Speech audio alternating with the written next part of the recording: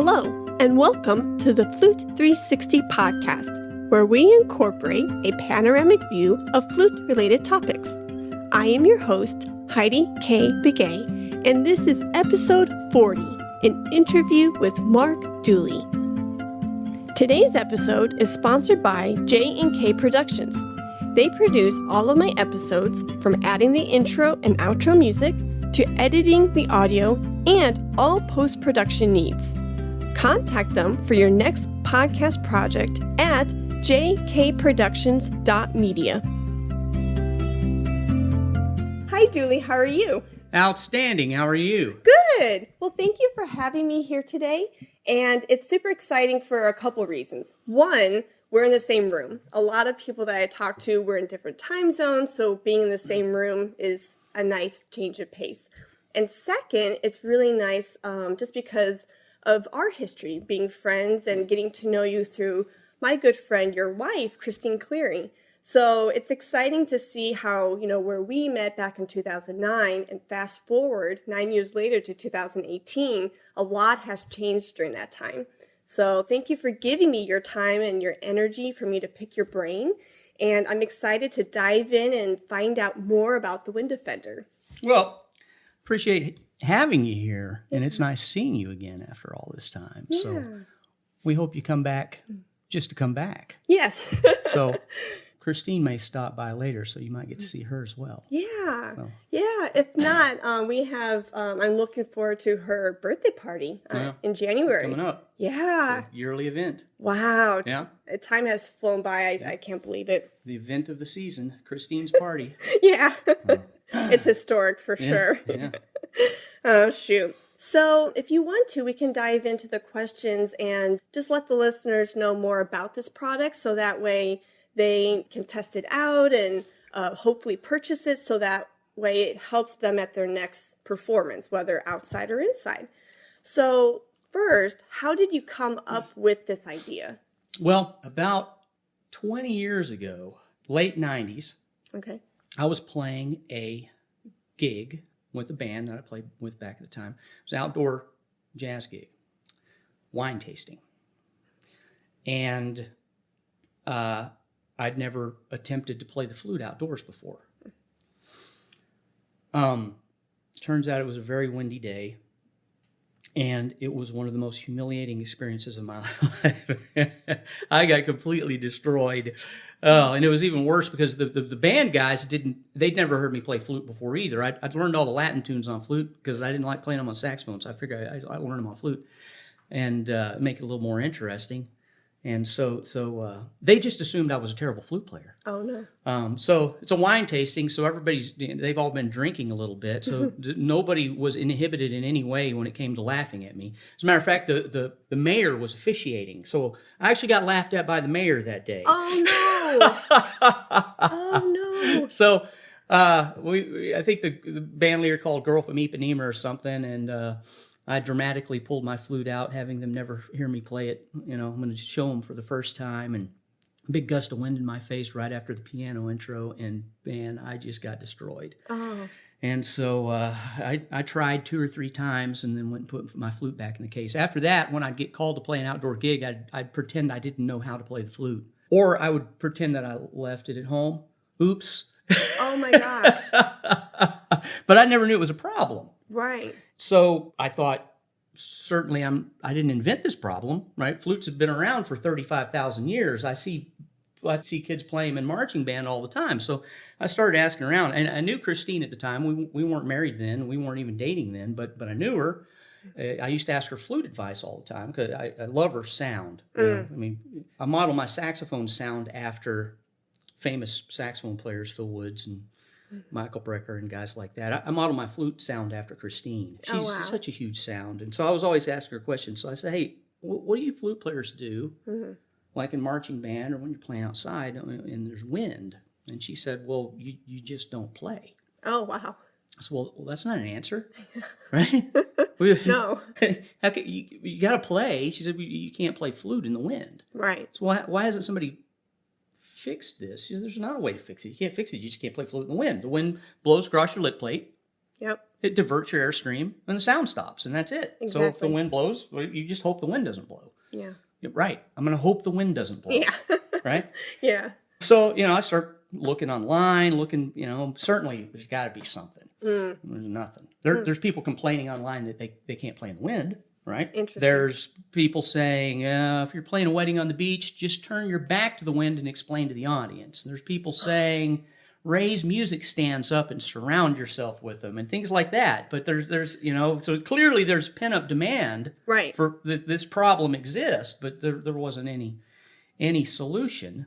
So that was 20 years ago. Along the way, every once in a while I run across an engineer friend. I say, look, I've had this idea. I want to make this device. It goes on the flute head joint. Didn't get any traction. About 2.5 years ago, I got access to a 3D printer and then tried to start making some little models. And then we have a friend named Patrick Reeves. He's an engineer. He's a new product development engineer. And I ran this idea past him. And he owns a company called Argyle International Corporation. He has a partner named Clem Kwok. They're both new product design engineers. And they came back and they said, yeah, we think we can make this. So we formed a partnership between my company, Dooley Woodwinds, and Argyle International. Mm-hmm. I guess I'm the inventor, but they're the developers. They're the ones that...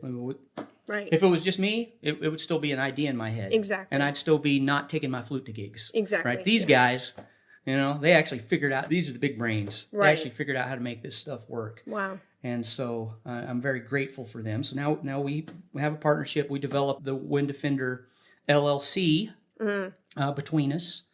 We've been working on this for about 2 years, and we just launched the product about 6 months ago. So wow. It's been a long, long process. So what you were saying is it literally from the idea, the conception of the idea to production was about 20 years total. 22, 23 years wow. between me being laughed at by the mayor and actually having a product. Wow. About 23 years. Wow. Yeah. So throughout that time, like when you were laughed at the mayor, was this idea like always on your mind? Was it something that you kind of pushed off to the side and said, oh, I'll get back to you later, and then it would come back and say, hey, remember me?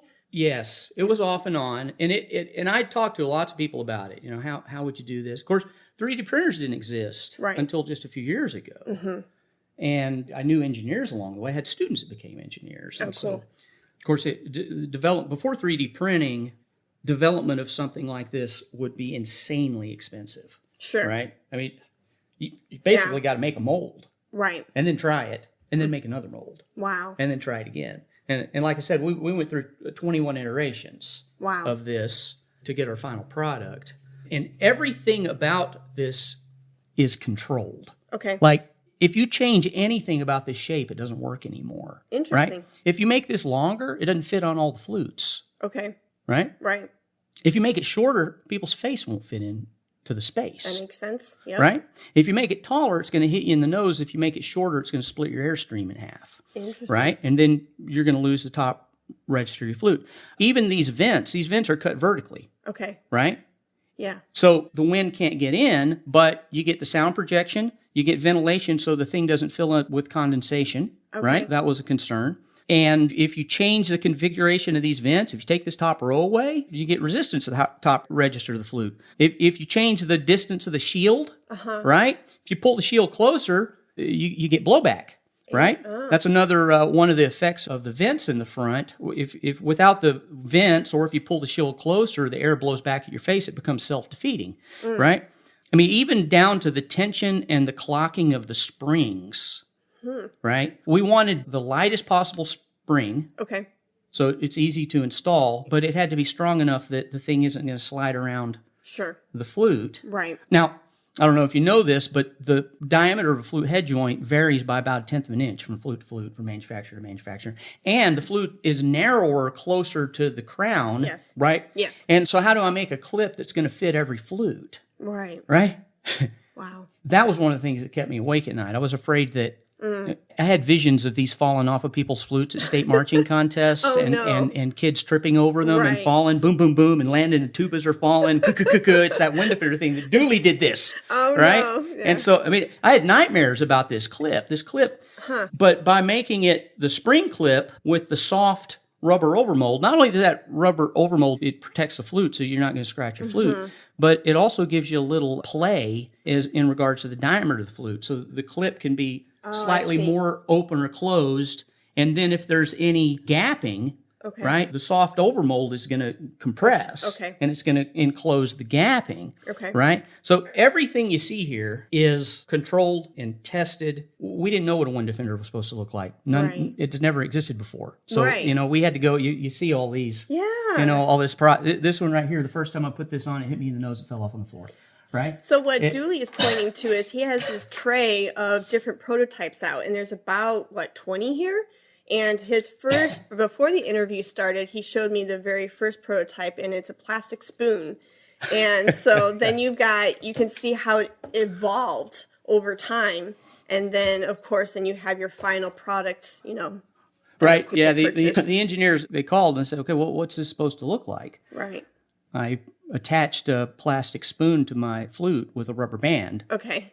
And I said, it needs to look like a plastic flute with a crescent cut out so for your nose and for your chin. Okay. And so then I drew it in with a little Sharpie and sent them that. And so a plastic spoon actually works pretty well as long as the air is going directly from the front, right? We learned later that the wind from the side is actually worse than the wind from the front. Wow. So, I mean, that's what we were doing right here. Okay. You see, I got paper on the end. Yeah. You know, because this was the model where we discovered that, it's not going to work unless it encloses all the way around. Okay. And notice there's no vents on this one. I see. That's because when I put this one on, it got condensation. It started dripping down, right? It was uncomfortable. So we don't want that. Every iteration, it's like, okay, this doesn't work, this doesn't work, this doesn't work. We got to fix this. Just tweaking it along the way. And then we started trying on different flutes, and we discovered that the lip plate is closer to the crown on some flutes than others. Interesting. And some people's faces are bigger than others. Right. So, I mean, this one,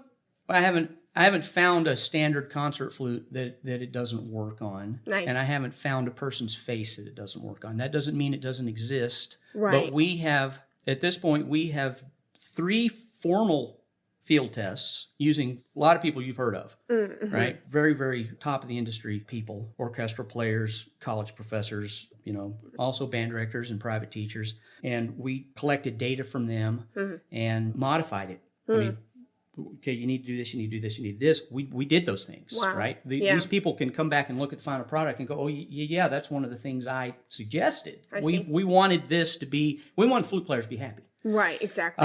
But then we also have shown it at trade events and, you know, Team EA and flute festivals and Flute Day at university. We've probably thousands of people have tried this thing out at this point. Very cool. And so reception has been very, very good. And I haven't found a flute yet that it doesn't work on. And we've tried a lot. Awesome. I haven't heard a player that didn't work with, and we've tested a lot. Very cool. So the reach is going well.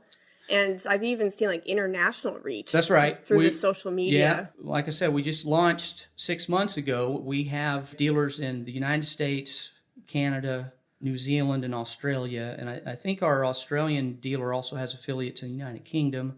I've sold them to individuals as far away as Hong Kong. Wow. Of course, we're bringing in new dealers all the time and distributors. We were expecting it to do well. I think it's actually doing a little better than we thought. Right? Awesome. You know, it's picking up pretty quickly. Yeah. Of course, there's going to be skepticism. I mean, like, flute's been around this long. Why hasn't somebody thought of this yet? Sure. That was one of the most encouraging comments that we would get from people when we first started this process. We'd tell them that it protects the lip plate so that you can play flute outdoors in the wind, and they'd say, well, isn't there already something like that? Oh, okay. Interesting. Clearly there would be something like, no, there isn't. No, there isn't, yeah. Right? That was yeah. The next thing they would say is, I wish I thought of that. Yeah. Right? Why didn't I think of this? Yeah. Kind of like the conveyor belt at the grocery store. Yeah. Why didn't I think of that? It seems like it should already be there. Right. But talk about being skeptical. I'll be candid because you are a friend. I was skeptical. I thought that thing is plastic. It's going to be heavy. I like to have things be super light. I bought a flute just for not having that weight. Right. And when you clipped it on and I played it, the video will be available through iTunes and the website, so you all can see the video and see how this product goes onto the flute. but it was light as a feather. I was very surprised by the weight. Weighs about 1 ounce. Yeah, I thought that was very, very nice because us flutes just want to not be constricted by the weight, especially because I'm not a muscular person. I'm quite petite, and that's why I had a Jack Moore flute and I went to a David Strawberger flute because of the Jack Moore flute being way too heavy, and it was a lot of pressure and weight on my hands. Right. And so I was thinking, my skepticism came in thinking, why would I want something that's heavy to bog me down? Especially when I was in the process of buying flutes. I, for a while, was going and looking at the gold flutes in a silver body, and I didn't like how the balance was offset. Right. And I thought in my mind that this was going to be like that. I was going to have something very heavy on top. The balance was just going to be off, but that's not the case at all. Right. And I was very pleasantly surprised by that. We went to a lot of trouble Yeah. to make it that way. Yeah. Right. I mean, that was part of the feedback we got from the flutist was, okay, it's got to be light. Yeah. It's got to be very light. I don't want to be able to tell it's on. Yeah. Right. So it's not bulky at all. No, it's this not. thing. It's very you look thin. at the thing and it's like you're holding a penny. Yeah, it's right? very light. But it's also very, very durable. Yeah. Right. I mean, we selected the material. The material is non-toxic.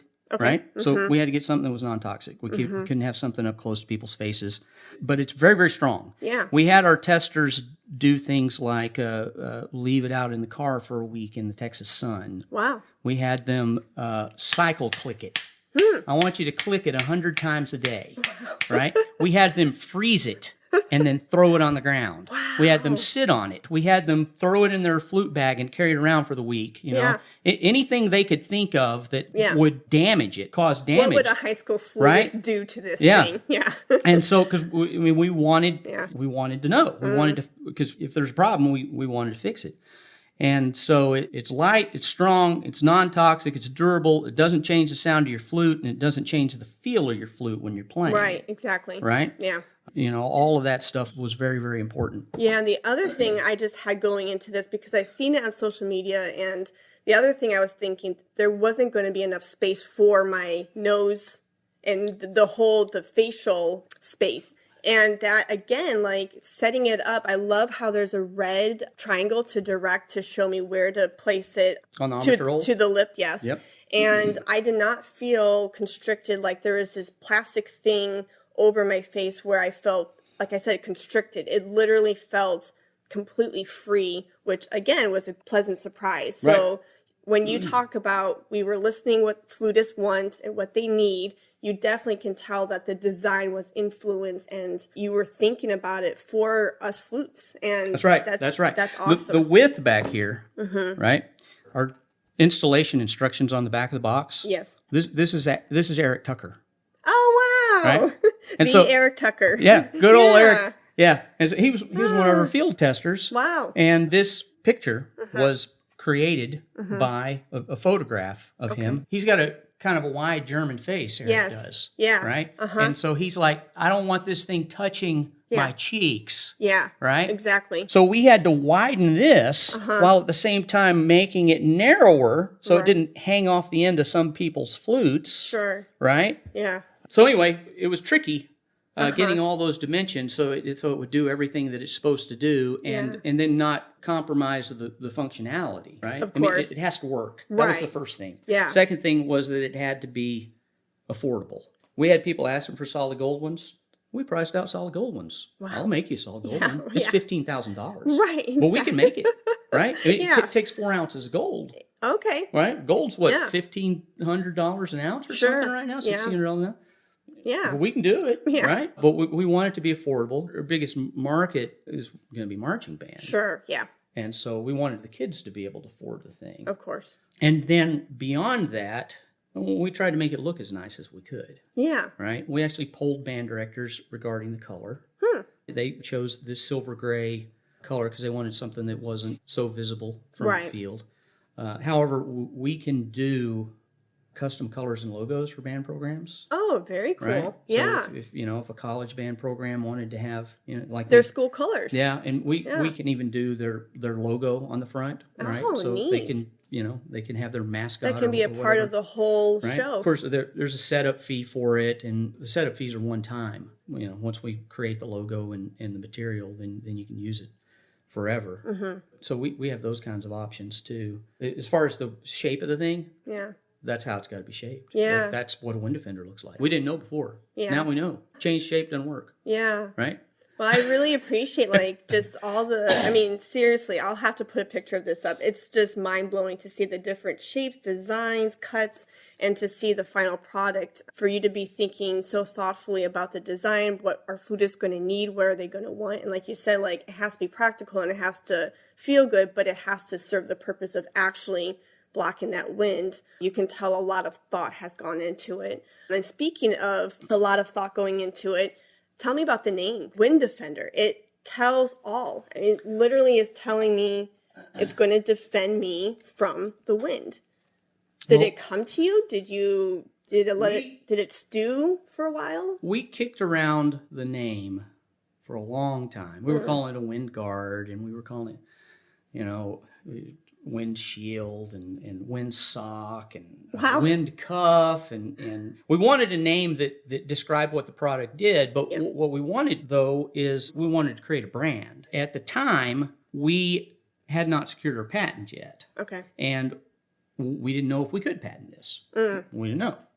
What we wanted to do was create a name and have people calling it that name so that it became Frisbee, right? Everything else is a flying disc. This is a Frisbee.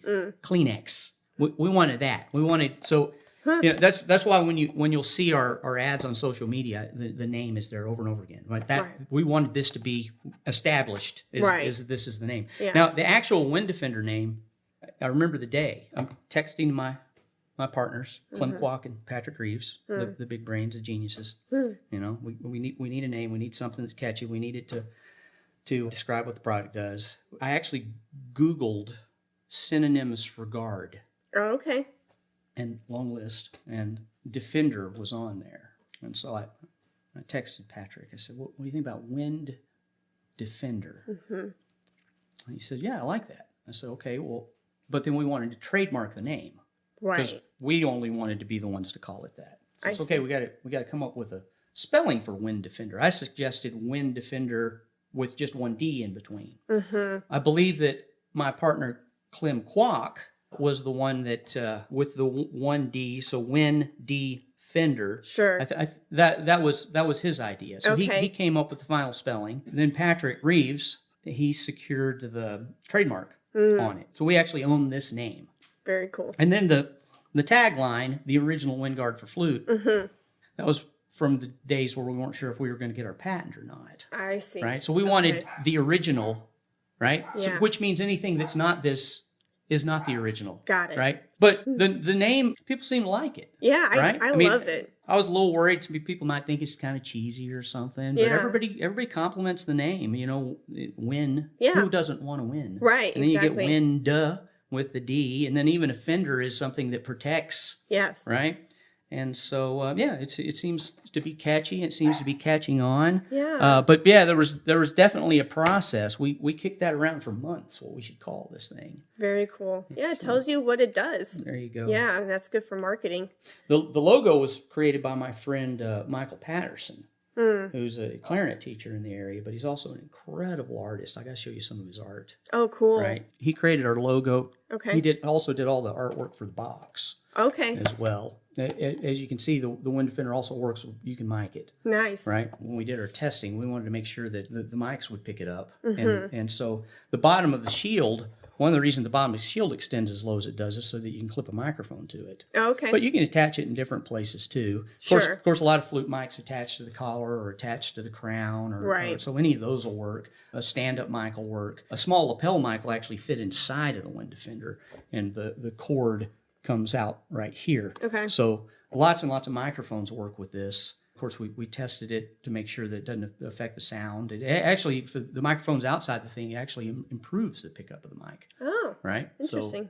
So, and we have data to prove that, show that as well. Cool. So what resources did you use along the way? Ever since I've known you, you are such a businessman. You have that businessman mindset. But I'm sure going from being a saxophone teacher and performer and diving into building this product from nothing, like you said, having an idea, having the conception, bringing a team on, along this 20-year journey, what was the biggest obstacle that you had to overcome? And how did you overcome it? I mean, like I said before, the 3D printer, that's when we really started to blow and go on this, is when I started getting access to the 3D printer. And even before I partnered with Patrick and Clem, the library down here has a 3D printer. And you can set up time and go in. So I was in the library having the tech guys in there help me with this. So the technology is amazing. Of course, once I got Patrick and Clem involved, they knew this product. They knew how to develop it. You know, every step of the way. It was fascinating. You know, what's next and what's next and what's next. Yeah. Clem even does our website. He's a web designer too. So even our website, he did that. I was just kind of following those guys along. Okay, sure. Of course, most of the field testers were people I knew or friends of people I knew or Christine's acquaintances. And so when it came to the musical part of actually testing it, that was kind of my wheelhouse. But the developmental phase, without those guys, this thing would have never happened. Wow. Right? Yeah. It just would have never happened. I'd still be leaving my flute at home. Yeah, and it would still be an idea. Yeah. In my mind, the biggest obstacle though was developing the clip. Okay. For the flute. Yeah, and I read a blog post or a social media blast where you talk about being in the pool with your daughter AJ, and she had a butterfly clip in her hair. Yep, and that's right. Then the whole clip concept came together for you. I had nightmares about that clip. We were trying to create a pressure clip, something that you just snap on, and so it's just one piece. But because the variance in the diameter of the head joints from flute to flute and manufacturer to manufacturer, and because of the taper, you couldn't figure out how to do it in a way that it would stay on, it wouldn't spin around, it wouldn't damage the flute. And so I was out by the pool with my daughter one day, and she said, "Daddy, fix my hair, put this in my hair." And she came over and she had this little butterfly clip, and I looked at that and I went, "Oh, boom! Look at this." Yeah. It literally is a replica of the same exact motion. Wow. There it is. That's how you do it. That's amazing.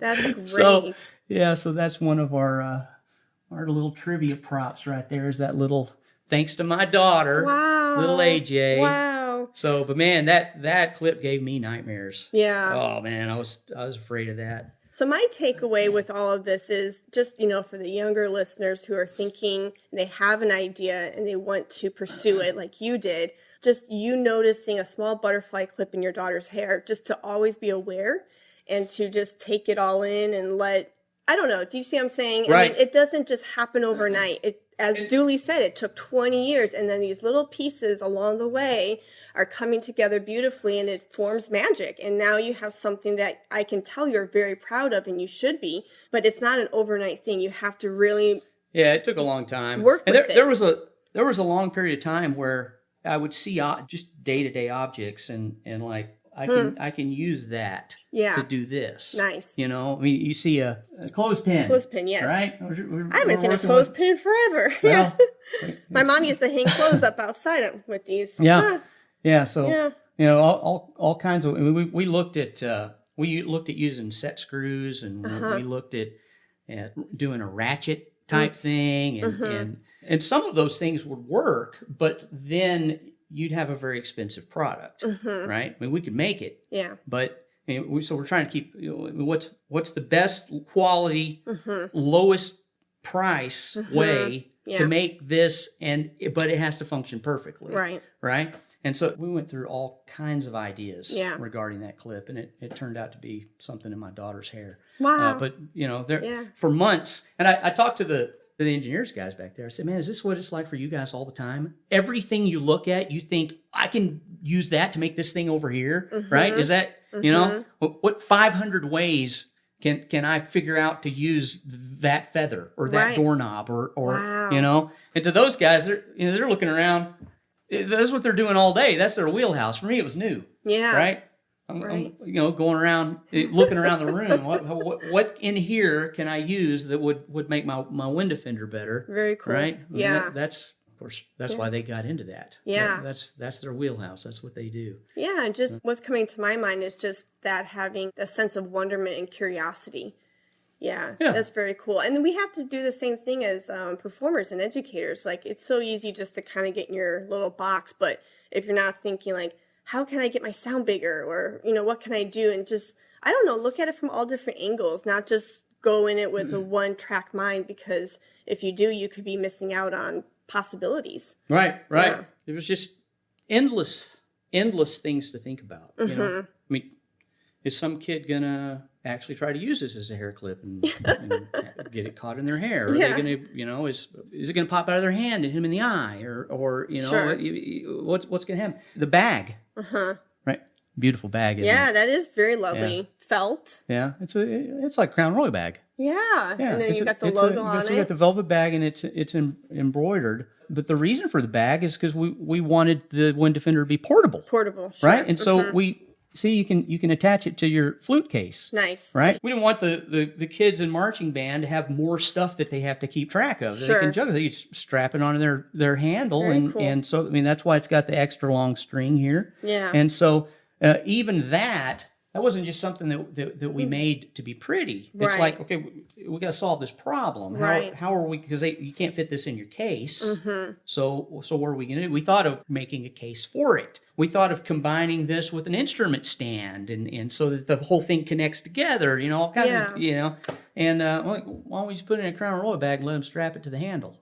See, now I love it that a music educator came up with this idea, because you've been in the field for 20 plus years. 30 years. 30 years. 30 years. And I so, started like, teaching in GCISD in 1988. Wow. But it's good to have like a musician behind this and not just an engineer, because like you said, we were thinking of all the different solutions to these problems, like the portability and, things like that. If you're not in that music world like you have been for 30 plus years, you're not going to know these issues. You're not going to understand the high school standard flutist, what they're doing, how they're getting to the game, what the game is like, and for you to think of all that, even like you said, with the different bands and the school colors and having like the mascot on there. I mean, if you don't know that world and seeing the marching band and the art that it is, you wouldn't even have thought of that again if you weren't in it. But because you're able to literally tweak it and solve those problems. And I think that's beautiful that a musician came up with it and not just an engineer. Yep. And we make a great team. I mean, yes, of course. It's a great team. It's definitely been a team effort. I couldn't have done it without them. They couldn't have done it without me. Of course, my wife Christine has been essential to this as well. Paramount. Right? Yes. She's of course, she would be the first field tester. Right? And of course, she has no inhibitions about telling me if I have a stupid idea. Of course.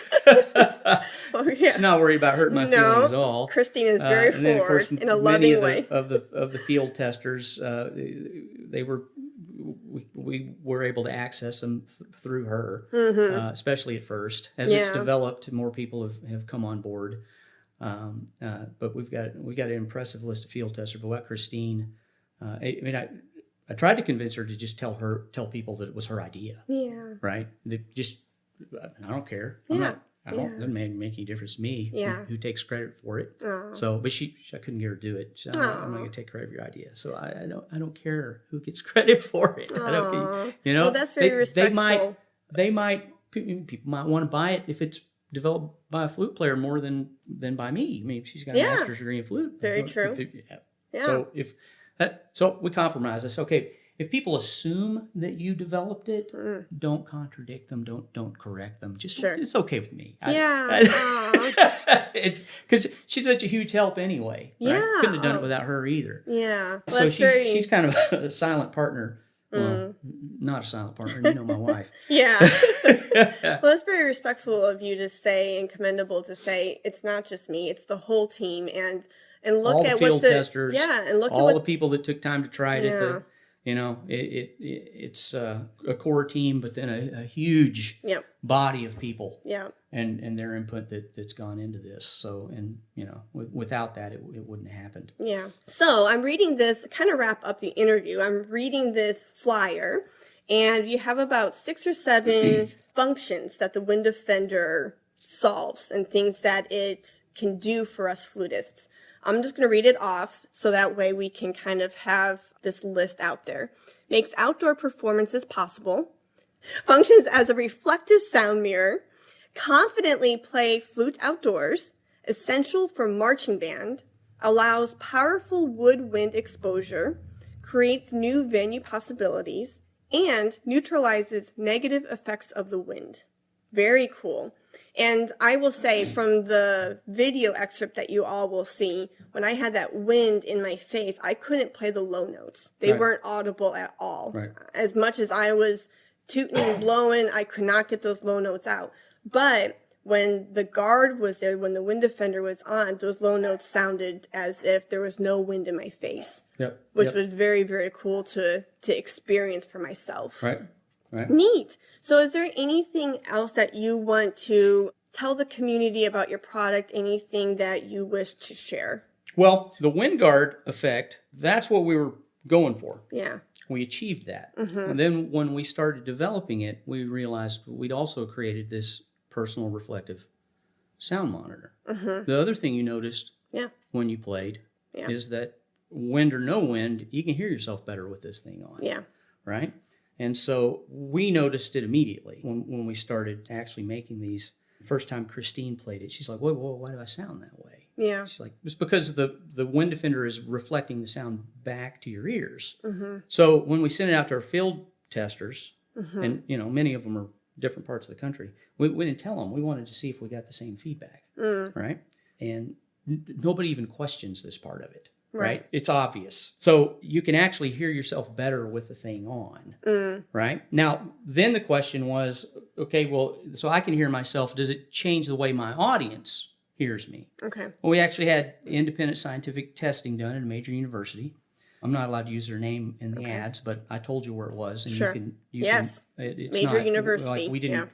And the raw data verified that the Wind-D-Fender does not change the tone, the timbre, the amplitude, the pitch of the flute in a way that's discernible to either the player or the listener. It doesn't affect your sound quality. It doesn't muffle your flute. It doesn't make your flute sound louder to the listener or softer to the listener. It doesn't change your tuning, not in a way that is discernible by human ear. Machines can pick it up, right? But you can play in the wind where you couldn't before, and it reflects the sound back to your ears, so you can actually hear yourself better. So even if you're in a non-windy environment, if you're playing in the flute section, trumpets are playing behind you, you can't hear yourself to tune. Yeah. Put this on, you can. Nice. Right? You can hear yourself. We did further testing in the studio. We wanted to see if we could document it, right? I mean, we had anecdotal evidence. Everybody that put it on went, oh, I can hear myself better. Nice. But we want to know if we could capture that. So we did a test. I had the microphones behind my ears. And what we discovered is the sound that reflects back, not only can you hear yourself so it sounds louder to you when you're playing, the sound that's reflecting back harmonically is closer to what your audience hears. Nice. So you actually hear yourself more the way your audience would hear you with this on than you do without it. Got it. Right? So that's always the question, right? Yeah. Is the tone I'm hearing from behind the flute the same as what those guys over there are hearing? Right. Well, it's not, but with this, it almost is, right? Yeah. So not only is it louder, you actually can hear yourself better, and we've been able to capture and document that as well. The other thing I'd like to say is that this is made in America, nice. And so we're pretty proud of that. We could have saved a lot of money by making it someplace else. Sure, but it's all made here. The box is made in Forney, and the case is made in Dallas, and the springs are made in Dallas, and the plastic parts are made in Farmers Branch, and so good. Texas is pretty famous for their music programs and their band programs, and we're proud of the fact that there's folks around this area that are helping us with all this, and they're getting to benefit from it too.